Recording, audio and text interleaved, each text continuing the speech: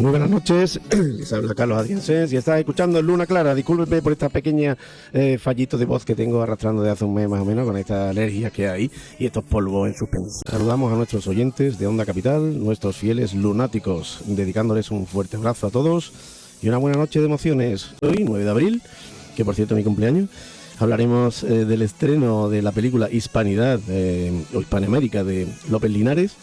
Y desarrollaremos nuestro tema central que hemos titulado Expedición Balmis. Isabel Zendal, la primera enfermera en misión internacional. Todo muy interesante, así que no se lo pierdan. Comienza Luna Clara. Comienza Historia de España.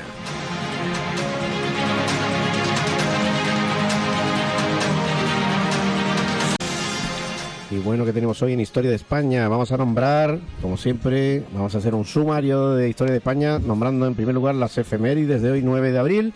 Después hablaremos del preestreno de la nueva película de López Linares, una Hispanoamérica.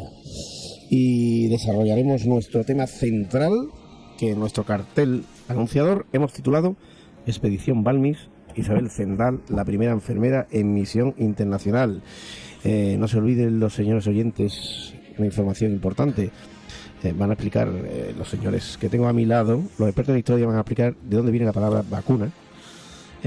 Vamos a contar una historia preciosa, es decir, que es impresionante, de esa expedición filantrópica, como un proyecto de niños se embarcó junto a Isabel Zendal y Balmis en un barco para poder vacunar a toda la parte de América del Sur y un poco de América del Norte.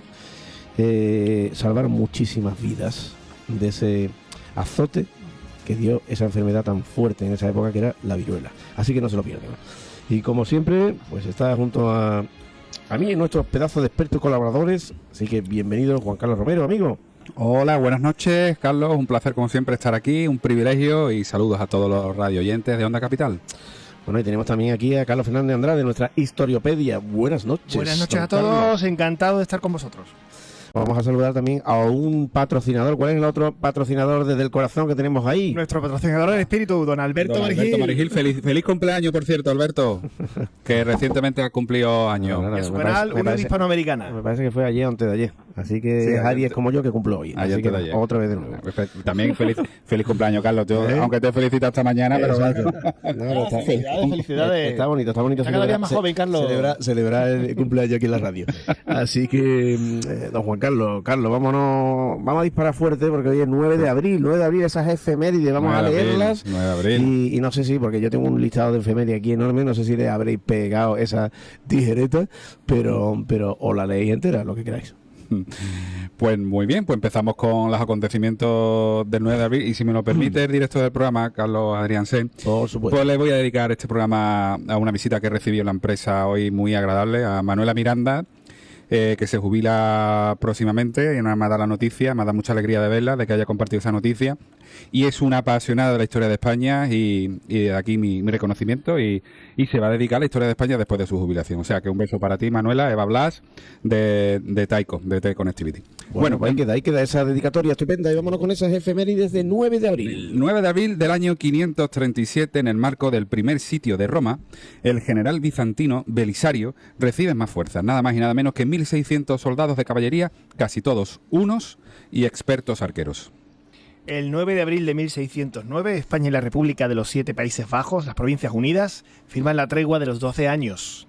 El 9 de abril de 1682, en el sur del actual Estados Unidos, René Robert, Cavalier de la Salle, francés, a mí no me... descubre la boca del río Mississippi, reclamándola para Francia y llamándola Luisiana. El 9 de abril de 1767 se publica un bando con la expulsión de los jesuitas. El 9 de abril de 1867, Estados Unidos ratifica el Tratado de Rusia, por el cual le cede el territorio de Alaska. Ahí es cuando se adquirió Alaska de los Estados Unidos. Todavía conservan el cheque por el que pagaron por esa operación inmobiliaria. El 9 de abril de 1945, en los Estados Unidos se crea la Comisión de la Energía Atómica. Mal vamos ya. El 9 de abril de 1955, en el sitio de pruebas de Nevada, Estados Unidos detona su bomba atómica. El 9 de abril de 1977, el Partido Comunista en España es legalizado, lo que se considera un importante y tenso paso del proceso de transición española a la democracia. El 9 de abril de 2003, en Irak, Bagdad cae en manos de las fuerzas de ocupación estadounidenses. El 9 de abril de 2005, en Londres, Carlos, príncipe de Gales, se casa con Lady Camila, duquesa de Cornualles, por fin, después de tanto tiempo esperando. La retaguardia. Y el 9 de abril de 2012, Facebook compra Instagram. Porque Facebook hasta aquí lo está comprando todo. lo está comprando todo. Se están comprando todo últimamente y hay cada vez más atomización. El valor de todo, Ya. entiendo que serán los datos, ¿no? Comprar datos. Eso ya se llaman plutócratas. Plutócratas, plutocracia. Exacto.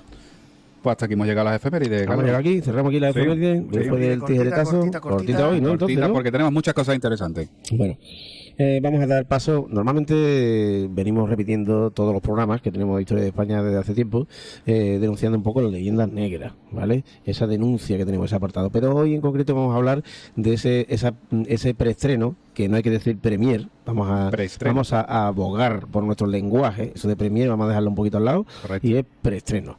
Nos va a dar la opinión, bueno, el que quiera dar opinión, tanto Carlos como Juan Carlos, pero en concreto, Carlos Fernando Andrade ha estado en este preestreno en Madrid. El preestreno de la película de López Linares. Recordamos, la primera película era España, la primera globalización, Correcto. que tuvo un éxito bestial y recaudó muchísimo dinero. Y además no tuvo ni una ayuda. Todo fue con crowdfunding, que además, bueno, ayudas exteriores, ya he pecado yo en lo mismo. Mecenazgo. Mecenazgo, exactamente. Gracias, Carlos, o Juan Carlos. Y entonces, el título es Hispanoamérica, su segundo documental, que va a ser proyectado en cines el día 12, creo que se estrena, si mal no recuerdo, y que tú has tenido oportunidad, Carlos Fernández, de verlo. Cuéntanos. Nos tienes en ascua, Carlos, porque es que todavía ni a mí me has contado nada. Vamos. Opiniones, público, ¿qué es lo que había allí? Cuéntanos.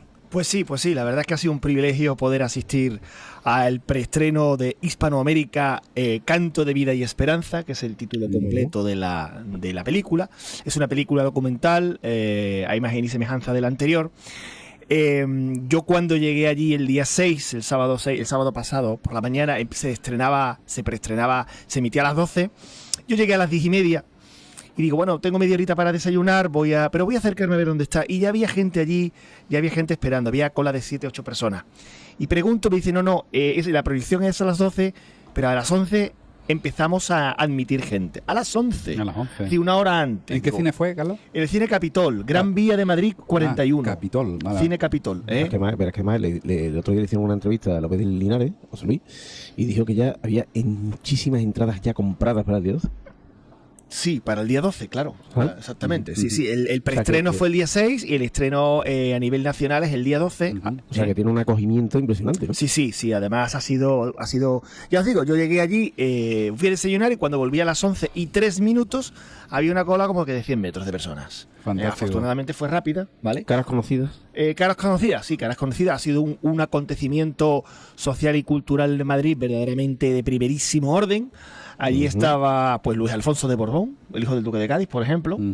Estaba Carmen Posadas, la que fue mujer de Mariano Rubio, gobernador del Banco de España. Asociaciones de hispanidad, quizás. Sí, estaba la Asociación Héroes de Cavite, estaba el duque de Moctezuma, el descendiente de Moctezuma, estaba también. Estaban la mayoría de los entrevistados en la película, y había algunas otras caras conocidas, ¿no? ¿Representación institucional, Carlos? Pues no te sé decir ahora mismo. He escuchado que el rey iba a ir, el rey al final no fue, pero sí he escuchado que el rey iba a ir o quería ir. Y bueno, de la Fundación Rafael del Pino. La Fundación Rafael del Pino es una fundación que yo había oído hablar de ella, pero yo la desconocía. El día antes pues hizo una serie de jornadas contra la leyenda negra, con una serie de mesas redondas en las cuales participaron todas las personas que habían sido entrevistadas por Paco, por López Linares en la película, ¿no? Total, llega a las 12, un montón de gente, unas 1.400 personas estábamos allí, lleno absoluto, pero absoluto, y te das cuenta inmediatamente de que aquello fue un acto social, cultural, donde estaba toda la élite cultural madrileña. Vale. Y de parte de España. Había gente de muchos sitios. Y la película, pues fueron 2 horas, como dice el título, Canto de Vida y Esperanza. Habla en principio un poco de la conquista de México, pero fundamentalmente está centrado en lo que es la hispanidad, lo que es Hispanoamérica, lo que es fundamentalmente la cultura y la música. La música ocupa un papel importantísimo. Entrevistaron a varios músicos, uno de ellos Marcelo de la Puebla, al cual le enviamos un saludo desde aquí. Que tuvimos la suerte de asistir a un concierto. A un concierto, exactamente, en casa de María Aznar, que hace una serie de conciertos privados en su casa, actos culturales de primerísima orden que recomendamos también. Quien esté interesado puede ponerse en contacto con nosotros. Y vino Marcelo de la Puebla, que ya ha participado en otros actos culturales de Héroes de Cavite aquí en Sevilla, ¿no? Y Marcelo de la Puebla pues cuenta lo que contaban otros músicos, ¿no? Cuenta pues cómo la guitarra es una herramienta de cultura en el descubrimiento y conquista de nuevo mundo, ¿no? No quiero contar muchos detalles de la película, simplemente digo que es una película que al principio estuvo hablando López Linares, se subió al escenario, estuvo hablando 5 minutos. Esta película la definió como la mejor película de su vida. Vaya. Ha disfrutado muchísimo, es muy emotiva, muy emocional. López Linares, que decir que es ganador de Goyas, o sea que no pero también hay que decir una cosa importantísima, porque hace unos días se le ha concedido la medalla de Bellas Artes por el Ministerio de Cultura. Increíble cómo está cambiando ya la cosa, ¿eh? Porque es un paso importante, desde luego, vamos, y un despaldarazo, además. Hombre, ¿no? Claro. Es un espaldarazo. Tanto que han echado tanta tierra sobre la hispanidad algunos políticos de turno, oye, parece que algo buscarán. De todas formas, Carlos, no se esperaba tampoco mucha asistencia institucional, puesto que hay que decir que, ya lo hemos dicho, es una película que se ha producido a base de mecenazgo, de aportaciones individuales de personas, y ninguna institución ha subvencionado esta película. Eso lo dijo José Luis muy claro en la presentación, en su charla del comienzo, previa. Una de las cosas que dijo y que más recalcó es precisamente eso, que es que somos independientes gracias a vosotros, porque este preestreno se ha invitado a todos los mecenas, se podía contribuir, creo que desde 50 euros hasta la cantidad que uno quisiera, ¿no? Sí. Y a todos los mecenas, pues al final en los títulos de crédito aparecen los nombres de todos los mecenas, los que hemos colaborado. Yo he colaborado con alguna cantidad modesta, pero muy satisfactoria. Y eso lo decía él, dice, nosotros somos libres e independientes y no le debemos nada a ninguna institución ni a ningún organismo público, gracias a vosotros. Y esto se ha hecho gracias a vosotros, ¿eh? Es una lástima. Bueno, las entrevistas eran cortas, hay muchísimos profesionales, muchísimos historiadores. ¿Pero se repite alguno de la primera? Sí, claro que sí. Sale Patricio Lons, sale Marcelo Gullo, sale Jorge Luis García, que tenemos entrevistado en este programa. Margarita Roca... No, Elvira Roca Varela no sale. Elvira no sale. Elvira Roca Varela no sale en esta ocasión, pero salen otros muchos historiadores. Sale Zunzunegui, mexicano, muy bueno, se ha hecho muy famoso en las redes. Y otros muchos historiadores. A mí me ha llamado la atención Guadalupe, mucho... mexicana también, sí. Sí, me ha llamado mucho la atención, y a mucha gente que ha visto el resumen, ¿no? La presentación de la película, que han intervenido muchos autores hispanoamericanos, muchos intelectuales de allí, que no solamente son... Claro, Núñez del Arco también estuvo, venezolanos, mexicanos, ecuatorianos... Es que eso va a la película. Claro. La película, el mensaje que transmite es canto de vida y de esperanza, que somos un todo, éramos un todo antes de que nos dividieran, antes de que nos dividiéramos y nos dividieran, y seguimos siendo un todo dividido, pero seguimos siendo un todo y seguimos un espíritu de hermandad. El idioma importante es fundamental para el hermanamiento, la cultura, la música, y es una película que en ciertos momentos emociona. Emociona por lo que se muestra, por lo que se enseña, por lo que se cuenta, y por la música. La música es una gran aportación. ¿Pero porque hablan de música o porque tiene una banda sonora? Porque tiene una banda sonora muy bonita, y porque hablan de música también. Hablan de música bastante y cuentan pues lo que Antonio Moreno en su canal de YouTube también ha dicho muchas veces, ¿no? Con Marcelo de la Puebla y con otros hispanistas, ¿no? Por cierto, Antonio Moreno, paisano nuestro de aquí de Bormujo, le mandamos un saludo desde aquí, ¿eh?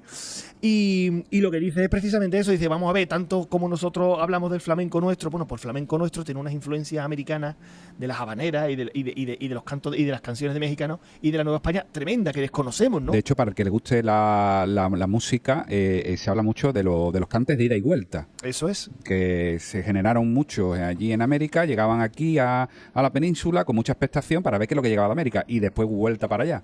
Muy interesante. Sí, y hoy en día, pues eso lo desconocemos, pero realmente es que para conocer España hay que conocer Hispanoamérica, y para conocer Hispanoamérica hay que conocer España. Maravilloso. No solamente en historia, en cultura y en idioma, sino en música, ¿no? Y cantos locales y vestimentas locales que creemos que son de la cualidad. No, es que tienen influencia del otro lado del Te quería preguntar, Carlos, antes que se me olvide, ¿ha colmado tus expectativas? No solamente el acto, cómo se ha desarrollado, como tanto te ha colmado también tus expectativas en lo que es el documental en sí, lo que es la producción y lo que es el acto del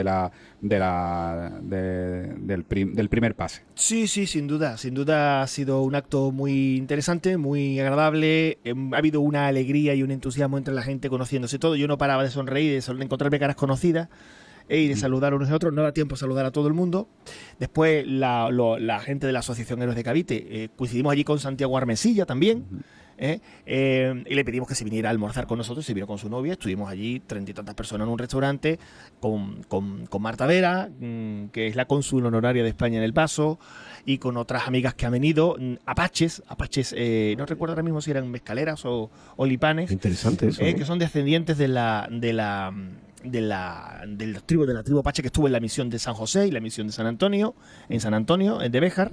Incluso había una descendiente de los primeros pobladores de Nuevo México que iban con Juan de Oñate en 1598. Increíble. En Vicky, una mujer así. Sí. Le cuesta trabajo hablar español, dice, habla un español quebrado, Sí, como hablan sí. muchos nuevos mexicanos porque han perdido mucho el Interesante, español. Carlos, todo lo que estás contando. Pero ya digo, Pero bueno, en y el definitiva, sentir popular y eso que estamos hablando, sí, y sobre todo el que está resurgiendo todo esto, y el otro día hablamos también que Carlos Canales nos decía, bueno, pero esto es algo mínimo, ¿no? Algo que no se está notando, está resurgiendo. Bueno, vamos a ver, eso es lo que Entonces, vivimos aquí, Cuando uno llega allí, ve que es bastante diferente, diferente porque hay muchos elementos en contra. Claro. Y Y además un territorio enorme de grande, no solamente el estado de Texas es más grande que la propia península ibérica, o sea... Sí. De todas maneras, esta película ha habido un precedente que ha sido un éxito. Esta película va a ser, en mi opinión, creo que va a ser más éxito porque ya hay un precedente, ya hay un camino abierto. Héroes de Cavite está luchando por proyectar la película España la primera colonización y va a luchar por proyectar esta, que esta está hecha más para llegar al hispano y para transmitir el orgullo por la hispanidad. Y se está hablando de que se va a proyectar en Hispanoamérica y en el suroeste de Estados Unidos. Se va a proyectar en Hispanoamérica. Y se va a abrir la mente a muchos hispanos allí que van a ver que la hispanidad no solamente son malvados españoles matando indios, que es el mensaje que han transmitido Hollywood and Company. Hollywood y mucha gente interesada, ¿no? Sí. Sino que la bueno, hispanidad voy a hacer una preguntita a los dos. ¿Queréis ver el tráiler? Lo podemos emitir ahora de 1 minuto y pico de la película. A mí me encantaría, más. Yo creo que a nuestros oyentes... ¿El audio qué pasa? ¿Falla el audio? Sí. Solo el audio. Solo el audio. Bueno, ponemos el audio y el que quiera buscarlo en YouTube que lo puede hacer, ¿eh? Claro que sí. Sí. Pues mira, sí. Muy buena idea, Carlos. Magnífica. Buena idea. En Hispanoamérica somos víctimas de un relato que es completamente falso y muy peligroso. Que devuelvan el oro. ¿Dónde está el oro que se robaron? Siempre les digo, pues, voltea a tu alrededor. ¿Cuál es la intención? De matar a todos los indios y poner 2 hospitales. Son contradicciones que alguien que incluso no sepa de historia se empieza a cuestionar las cosas. Este fenómeno creo que no se ha dado jamás en la historia de la humanidad. Desde el primer día empiezan a construir el futuro. Hasta el momento en que los españoles llegan a América, cada continente tenía su raza. Aquí ya todo el mundo se mezcló con todo el mundo. Isabel dice, cásense españoles con indias e indios con españoles. Y ninguno de estos dominios fueron colonias. Eso es una invención del mundo anglosajón. ¿Qué quiere decir eso? Quiere decir, vamos a matar, ¿qué? No fueron los hispanos que dijeron, the only good Indian is a dead Indian. América tiene que formar parte de la conciencia española porque hemos sido el mismo pueblo. Nos han contado mal la historia y nosotros no la hemos creído, desafortunadamente. No hemos rescatado las historias hermosas de la conquista. 500 años después, nosotros queremos que podamos vivir unidos en la diversidad. Porque finalmente somos una familia.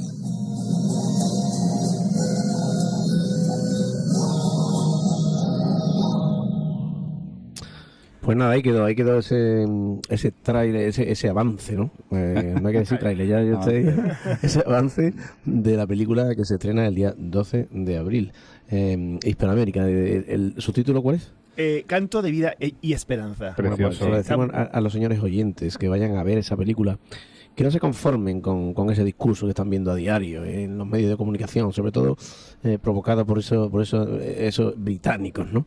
Y vayan y se informen mejor, porque al final todo esto está manchado, políticamente manchado, y si quieren ver otra versión, una versión que les va a gustar, vayan a los cines y hagan igual que en la primera película, aplaudan al final. Este sábado creo que se puede ver ya, ¿no? ¿En qué cine se puede ver? El día 12. El día 12, ¿no? Que el 12 de abril es cuando, 12 de abril. Se estrena en España. Hay en varios. El viernes, creo que es el viernes, ¿no? Sí, sí. Y bueno, lo que acabamos de escuchar, este avance está muy a mí ya más que bien, el avance ya me pone los vellos de punta. Muy bien. Lo que pasa es que aquí falta la parte musical, que claro, es muy más interesante, muy emotiva. En fin, animamos a todos los oyentes y a todos los hispanos de bien que vayan a verla, porque merece la pena y están contribuyendo a luchar por nuestra historia y nuestra cultura común. Pues dicho queda, y vamos a nuestro tema principal. Tenemos 4 minutos para patrocinadores, pero yo creo que vamos a iniciarlo ya, ¿no? ¿Qué opináis? Sí, ¿no? Vale, vale. Pues nada, metemos ese temita que tenemos ahí preparado de fondo para hacer esa introducción que tenemos por aquí.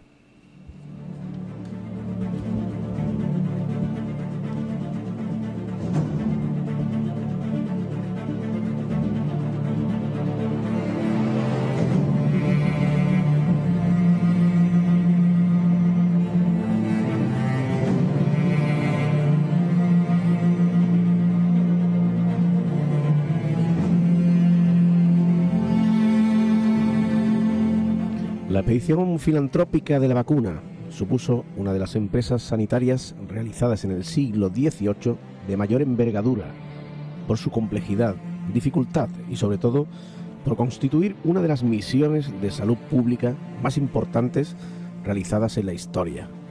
Supone el resultado de un proceso en el que una serie de acontecimientos históricos, sanitarios y sociales confluyen para generar uno de los primeros programas de intervención de salud pública a escala internacional y de expansión de la vacuna de la viruela.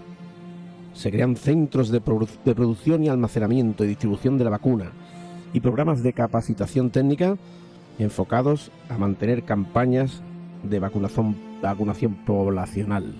Interesantísimo tema el que traemos hoy, ¿eh, Carlos?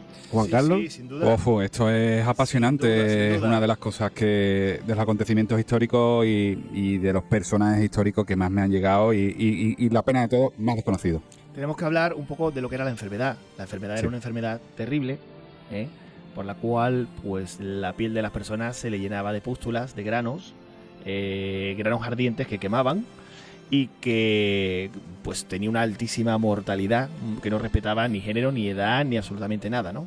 Cada 20-25 años en Europa había una epidemia de viruela, una enfermedad que además era terrible, como yo digo, por muy alta mortalidad, altísimamente contagiosa. Correcto. Y entonces cuando la gente enfermaba y se contagiaba, pues tenía un 50% de posibilidad, un 40% de posibilidad de irse al otro mundo. Correcto. ¿Vale? Y los que las operaban, pues desgraciadamente pues quedaban pues con los restos de las pústulas, de los granos. Secuela física. Exactamente, se quedaban las caras llenas de agujeros, la piel llena de agujeros. Cicatrices, sí, daba unas mellas que daba la sensación, daba una imagen muy, muy desagradable. La gente se quedaba desfigurada. Sí, con la piel totalmente llena de agujeros y tal, ¿no? Y entonces esa enfermedad precisamente es la que venía. Hubo personajes famosos que fallecieron, reyes, Luis XV de Francia, Luis I de España también murió, incluso hermanos del rey Carlos IV, que lo veremos, el hermano Don Gabriel, el infante Don Gabriel. Y bueno, se descubrió fortuitamente un remedio que curiosamente hubo un médico inglés que, como médico, pues hizo su estudio y inventó una cosa que se llamaba la vacuna de la viruela. ¿Por qué vacuna? Pues si nuestro servicio técnico no lo permite, lo hablamos, y si no, pues esperamos a que pasen patrocinadores. Nos quedan unos 30 segundos aproximadamente. No se retiren porque los que desconozcan esta historia... Sí, porque además después de patrocinadores vamos a decir el contexto histórico, por qué Carlos IV se volcó tanto en llevar a cabo esta misión y cómo se llamaba la misión y cómo se organiza. Impresionante la misión. Es la expedición filantrópica de Balmis. Vamos a hablar cómo se llevó una vacuna contra la viruela y se vacunó casi a América, de Sudamérica y parte de Norteamérica. O sea, fue impresionante. Se salvaron un montón de vidas, pero nos quedamos con esa curiosidad a la vuelta de patrocinadores de explicar a los oyentes de dónde viene la palabra vacuna. don Juan Carlos? Pues la verdad que, como tú bien lo has introducido, es un hecho histórico bastante desconocido por la mayoría de las personas, y vamos a intentar aquí nuevamente que nuestros radioyentes, en este caso, pues hacerle llegar qué es lo que ocurrió y que se sientan orgullosos de lo que desde aquí logramos hacer en 1803 en España, en un momento histórico muy complicado, y bueno, y como tú me has preguntado, la palabra vacuna, bueno, pues viene de la vaca vacuna, básicamente una cosa viene de la otra, ¿no? Y en este caso, pues como ya hemos introducido, fue un médico inglés, Jenner, que se dio cuenta que las mujeres granjeras que trabajaban en granjas de vacas, cuando ordeñaban las vacas, que debemos de entender también que había viruela animal, en este caso viruela que generaban las vacas, pues estas mujeres, cuando ordeñaban las vacas, se contagiaban de esa viruela vacuna. ¿Qué les ocurría? Las ubres de las vacas pues se llenaban de estas pústulas de la viruela vacuna, y estas mujeres se contagiaban al ordeñar las vacas. Le salían en las manos, le salían estas pústulas, y este médico se dio cuenta que en ese panorama tan mortífero de que generaba la viruela, pues a estas granjeras pues básicamente desarrollaban la enfermedad, pero a unos niveles más bien bajos, ¿no? Que le permitían, bueno, pues pasarla de una manera un poco liviana, ¿no? Entonces se dio cuenta que algo tenía que ver la vacuna animal, en este caso de la vacuna de las vacas, la viruela de las vacas con la viruela humana, ¿no? Uh-huh. Se dio cuenta entonces que, bueno, pues vamos a hacer una prueba, vamos a sacar de esas pústulas, ¿no? De esa roncha, vamos a sacar esa huilla, ¿no? Vamos a denominar de esa manera, donde residía el virus, lo vamos a inocular en un individuo humano sano, a ver cómo reacciona. Bueno, pues la reacción, ¿cuál fue? Que lo que hacía era inmunizar a ese ser humano sano, lo inmunizaba, porque lo que ocurría que al inocularle el virus en unas cantidades muy pequeñas, lo que hacía el ser humano, en este caso sano, pues desarrollaba la enfermedad de una manera muy leve y le permitía salir adelante, seguía viviendo y se inmunizaba. Por lo tanto, ya era inmune a otro posible contagio. De ahí viene la palabra vacuna de la viruela, pues de las vacas, básicamente. Uh-huh. Sí, bueno, yo quisiera decir que se entiende a Edward Jenner, como se conoce como el descubridor de la vacuna, Uh-huh. en el año 1796. Pero eso no lo descubre él. Digamos, él es el médico, Uh-huh. que esto se suele olvidar. Él es el médico que analiza científicamente Uh-huh. el hecho clínico, Uh-huh. hace un informe y lo publica. Y lo publica. Eleva a categoría de ciencia, de descubrimiento científico, Uh-huh. una costumbre que ya era conocida por gente en Inglaterra y que había sido importada a Inglaterra décadas antes. Uh-huh. Es decir, a principios del siglo XVIII, cuando Inglaterra irrumpe en el Mediterráneo después del Tratado de Utrecht, una de las delegaciones de los nuevos países con los que empieza a tener relaciones diplomáticas Inglaterra es Turquía, el Imperio Otomano.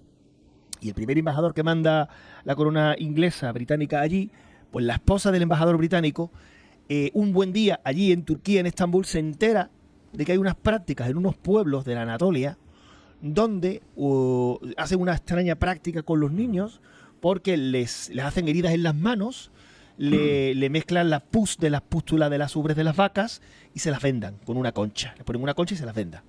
Y eso evitaba que los niños se contagiaran de esa terrible enfermedad. Uh-huh. Esta mujer había vivido la enfermedad, había pasado la enfermedad, había sobrevivido. Un hermano menor que tenía no había sobrevivido y había conocido gente que había muerto. Entonces esta mujer inmediatamente era una mujer con inquietudes, con curiosidad.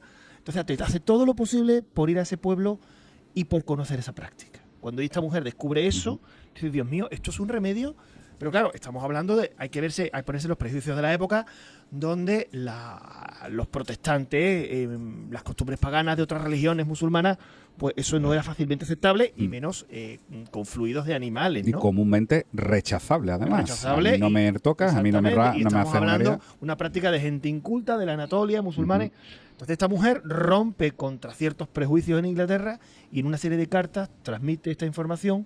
Y es la que lleva eso a Inglaterra, que no acaba teniendo gran acogida. Claro, por lo que tú estás explicando. Exactamente. Había mucho rechazo a eso, ¿no? Incluso ya cuando la vacuna ya se ve aprobada, incluso habrá mucho rechazo social y cultural a esa aplicación, ¿no? Sí. Por verla como una ridiculez, ¿no? Y se cuenta también que Edward Jenner descubrió esto porque un día iba por el campo y hablando con una lechera, le dijo la lechera, yo no voy a coger la enfermedad, ya he cogido la de las vacas. Y yo, ¿cómo? ¿Cómo que tú has cogido la enfermedad de las vacas? Explícame eso. Y que no vas a coger la enfermedad porque has cogido la de las vacas. Porque las vacas y los borregos también tienen su viruela. Su viruela, claro. La viruela animal. Y el virus de la viruela de las vacas afecta a los humanos, pero menos. En menor medida. Es un virus atenuado. Con lo cual, los efectos de esa infección de la virus de la viruela en el humano no hace tanto daño, no tiene tantos efectos, pero ya quedas inmunizado contra ese mismo virus de la enfermedad en humanos. Que en verdad es la lógica de cómo trabaja una vacuna incluso actualmente. Efectivamente, salvo las últimas que llaman vacunas que no son tan vacunas. Bueno, claro. Una vez que tenemos ese antecedente, con ese descubrimiento y demás, y tantas muertes, esa tasa de mortandad que había en España, muy tan bestial, empiezan ese contexto histórico, que vamos a encuadrarnos ahora, y deciden hacer una expedición para poder vacunar. Pero claro, empiezan a hablar un poquito de la organización, cómo lo van a hacer, cómo lo organizan y la solución que toman ante este grave problema. Bueno, pues imagínense los radioyentes que el efecto de esta enfermedad en el continente americano, que no estaba acostumbrado, nunca había llegado allí la viruela, llegó con los primeros europeos, en este caso los españoles, pues fue terrible, hasta tal punto que alcanzó el grado de pandemia. No suena mucho esta palabra, ¿verdad? Pandemia. Bueno, pues esta es la preocupación, que los virreyes pues mandan misivas al rey de España, informándole que el efecto que tiene la viruela en las provincias de ultramar, los virreinatos, pues es tan grande que está afectando a muchísimos súbditos del rey. Entonces, bueno, en este caso Carlos IV... Además, esos datos eran totalmente constatables, no los de actualmente, los que nos vende la OMS. Seguimos. En aquella época pues había padrones y bueno, pues todas las parroquias generaban informes y había un control. Nos retrotraemos a 1803 para que los radioyentes pues se sitúen en el tiempo, en un momento en el que políticamente España estaba pasando un momento muy delicado. La monarquía hispánica iba en declive, la dinastía de los Borbones había entrado en esa fase de los más, no sé si decirlo, pésimos o menos competentes ejemplos, desde Carlos III, que fue un gran rey, que fue el denominado alcalde de Madrid, pero su hijo Carlos IV, pues no aglutinó esa sabiduría y se dedicó más a coleccionar relojes, ¿no? Pero no obstante, sí tuvo una gran idea, impulsado, pues que en su misma familia hubo casos de viruela bastante trágicos, y junto con los informes que recibía de los virreinatos, pues se puso en contacto con su cirujano personal, Francisco Javier Balmis, ¿no? Y aquí ya aparece uno de los protagonistas de esta misión. Se pone en contacto con él y deciden por armar una misión para expandir la vacuna por los virreinatos, y a esta misión pues la bautizan como la Real Misión Filantrópica de Vacunación contra la Viruela en los virreinatos de España. Y una cosa curiosísima, que te hago una pregunta, Juan Carlos, porque hoy en día el transporte de vacunas se hace en frío. ¿Cómo hicieron en esa época? ¿Cómo empiezan a darle a la cabeza para ingeniársela, para llevar esta vacuna y cruzar el Atlántico? Pues imagínense, sitúense los radioyentes en un momento en el que no hay electricidad, en el que no hay gasolina, en que no hay frigoríficos y no hay las vacunas que ahora mismo pues tenemos el concepto, ¿no? De un botecitos de cristal metido en frigorífico, cadena de frío y aguja y jeringa, nada. Pues ahí es donde entra el gran intelecto de los protagonistas de esta misión, ¿no? En este caso de Francisco Javier de Balmis, que era el médico personal del rey, y empiezan a darle vueltas a la cabeza. A él le llega esa publicación de Edward Jenner, que lo publica Edward Jenner en Inglaterra, le llega esa publicación y él ya es conocedor de cómo se está gestionando la vacunación. Y lo que hace es intentar llevarla de manera masiva a los virreinatos. Y empiezan a armar la misión. Él se rodea de buenos profesionales, como también estamos hablando de otro cirujano, ¿sí?, de Josep Salvani y John Parr. Y entonces acuerdan que el principal problema que tienen es de llevar el virus vivo al otro lado del Atlántico. ¿Cómo lo hacen? Se había intentado en unos cristales de aproximación de laboratorio meterlo dentro el virus ese recubierto de parafina para que no se estropeara, para que llegara vivo, pero se echaban a perder de manera natural. Entonces llegaron a la conclusión de que el virus, para mantenerlos vivos, pues tenía que ir en seres humanos sanos, que pudieran transportarlo dentro de su cuerpo y que se fueran transmitiendo por parejas de seres humanos sanos a otros seres humanos sanos para que llegara después de mes y medio de travesía a la otra orilla del Atlántico. Increíble esa historia, ¿eh? Claro. Increíble, vamos. Efectivamente. Pero al final muy efectiva.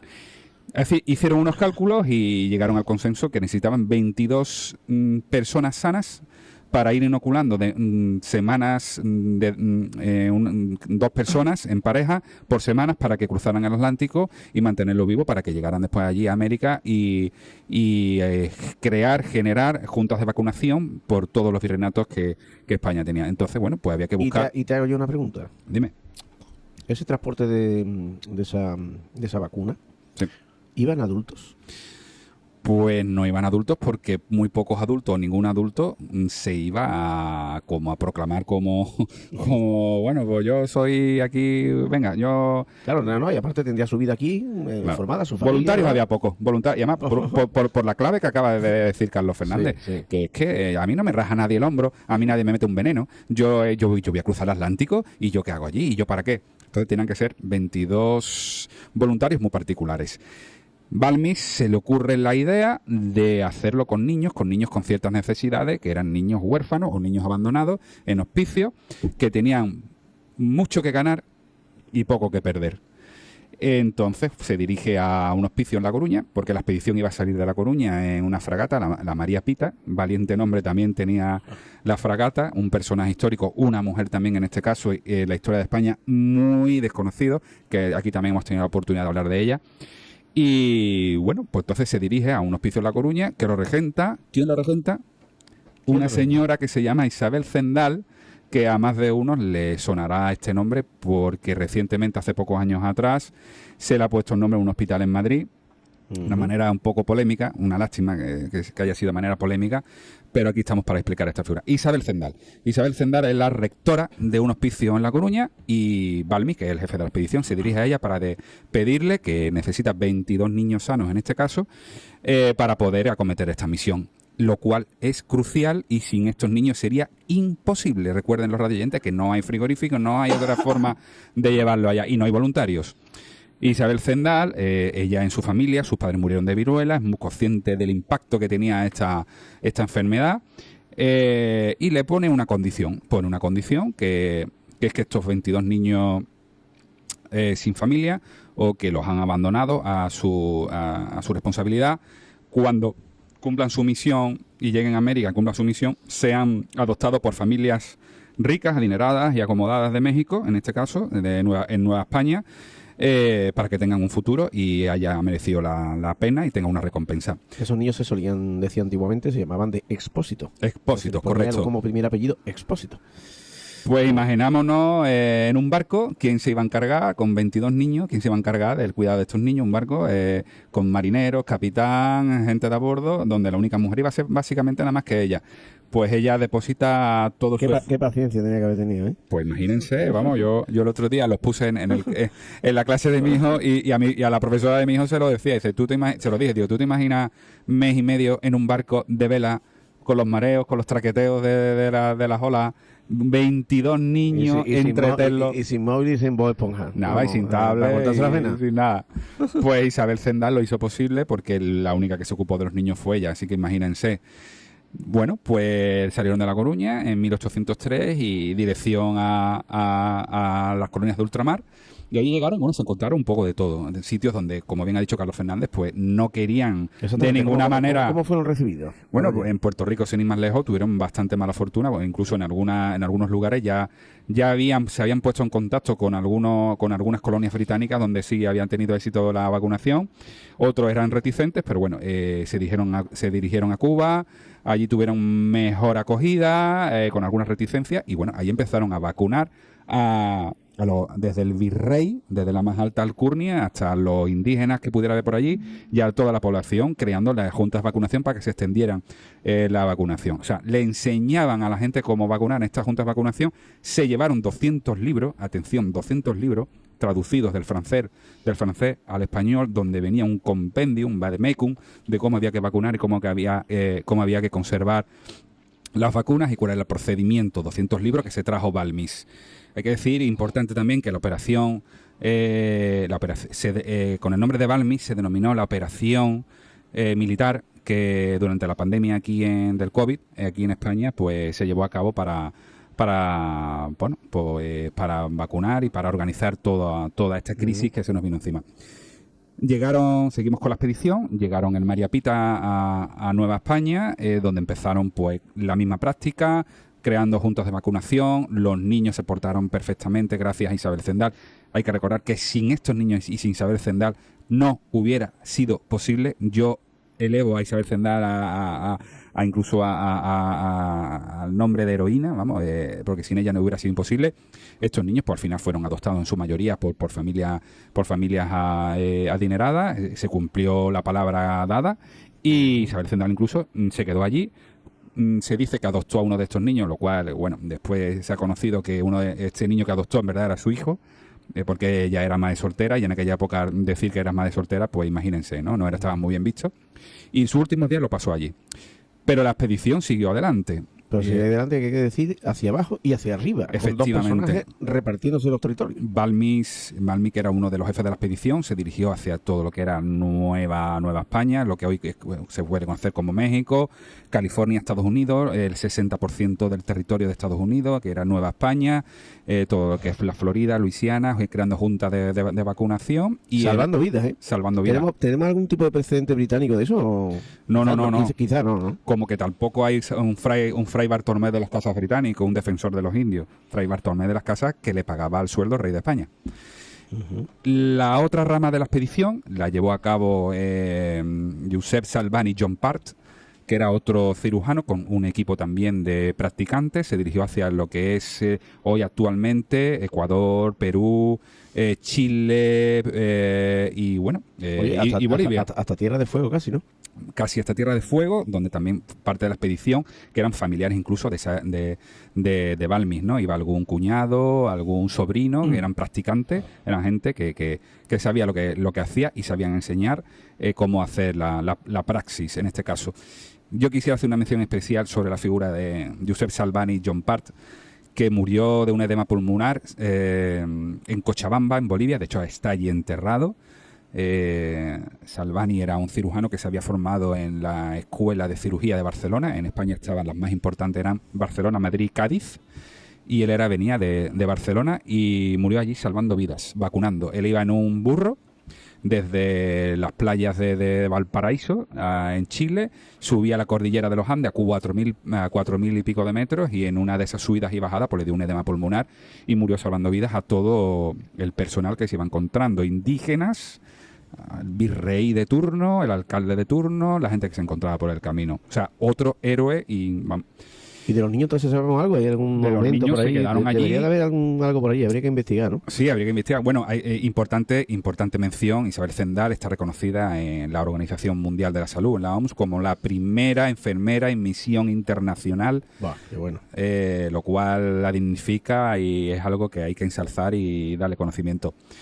Qué historia tan es una historia apasionante. Yo creo que esto, si hubiera sido Isabel Zendal, hubiera sido británica o algo, hubiéramos visto una película de Hollywood. Bueno, hay alguna, ¿no? En española. Sí, hay una producción española de algún que otro capítulo que no sé por qué durante la pandemia se prohibió o no estaba disponible en ninguna plataforma, lo cual es muy llamativo.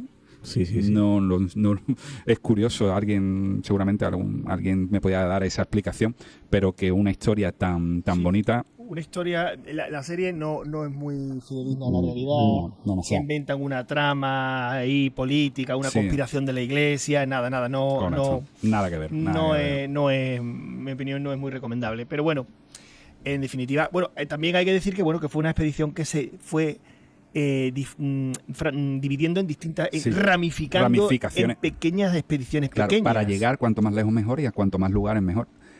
Y esto cruza el Océano Pacífico desde el puerto de Acapulco, esto sigue hacia Filipinas. Filipinas, tenemos que recordar a nuestros radioyentes, Filipinas era también otra provincia de ultramar, donde en este caso Balmis, Francisco Javier de Balmis, se embarca y llega a Manila y sigue vacunando en esta provincia de ultramar.